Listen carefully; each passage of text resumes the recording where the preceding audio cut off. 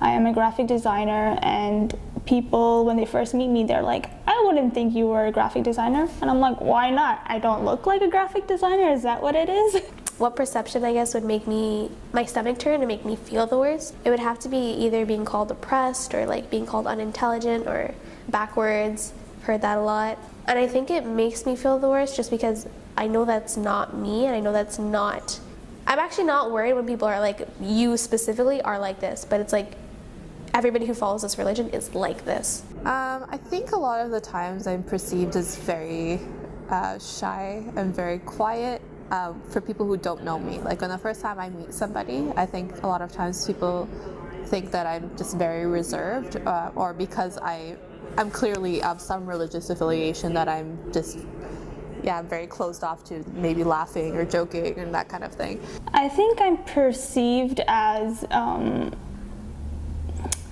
just not very confident, and not able or capable to do things to my fullest extent, until people kind of meet me and I have to go the extra step to prove that I can do certain things. I try not to care as much about how people perceive me, but I like it when people perceive other people with just like an open heart, and like you see the person as a blank canvas, and you fill it out of your experience and conversation with them, versus having like set ideas of because of where someone is or what they're doing in their life. And it's not an easy thing to do, but it's doable.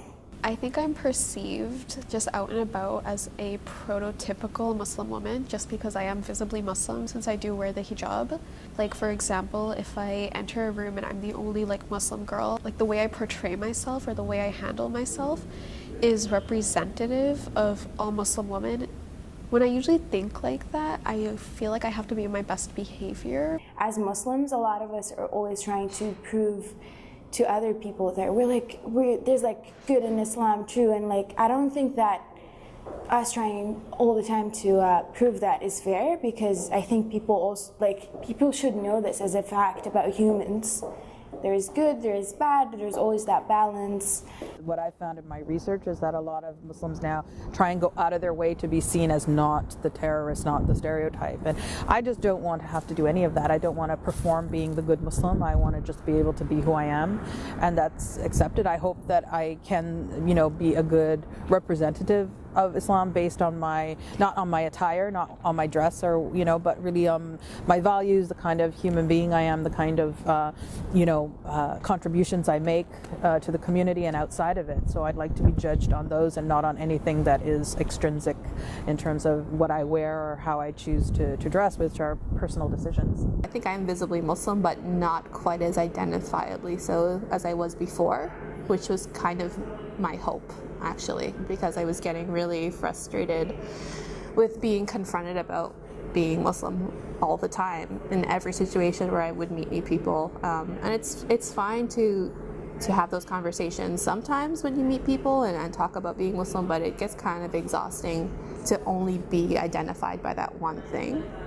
So I kind of try to obscure that a little bit now about myself, I think. No matter what, there's all kinds of meanings that get mapped onto your body by others, and that really have nothing to do with who you are or how you see yourself. And that was very evident when I wore hijab, because it gave people all sorts of ideas about who I was, or that I would be very shy or demure, or that my politics were very conservative, and none of that was true either. So not wearing hijab also can give people different ideas about you, and so it's a bit frustrating, because part of why I didn't want to wear it was because I was tired of not being in control over the meanings that were attached to my body, and in many ways you're still not. And I think that's something that everyone experiences, especially if you're racially marginalized, if you are a woman as well, right? Those are kinds of assumptions and things that your body has to bear. I just feel like women should be able to dress how they want, do what they want without being scrutinized to the point that they are right now. Whole thing with feminism and then kind of breaking down what feminism is.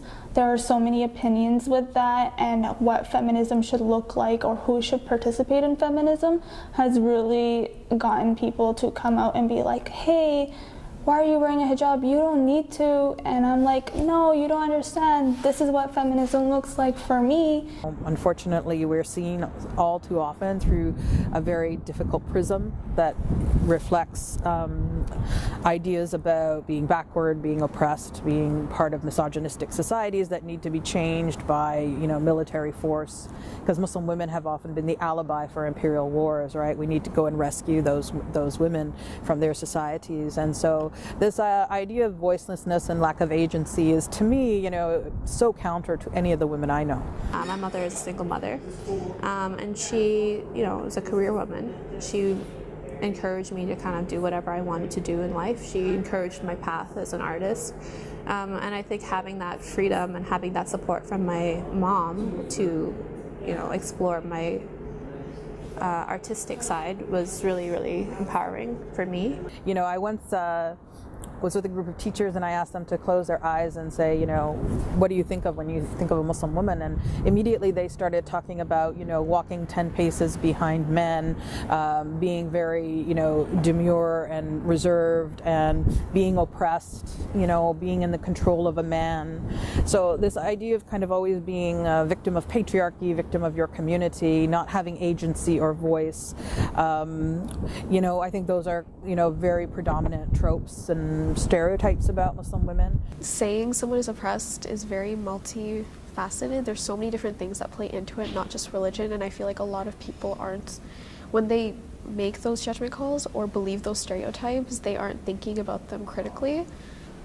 People have grown up a certain way, people have been taught a certain thing, but to come up to a person and be like, you don't have any control over your life. It's like, you are literally the ones who are trying to control me, so what are we really talking about here?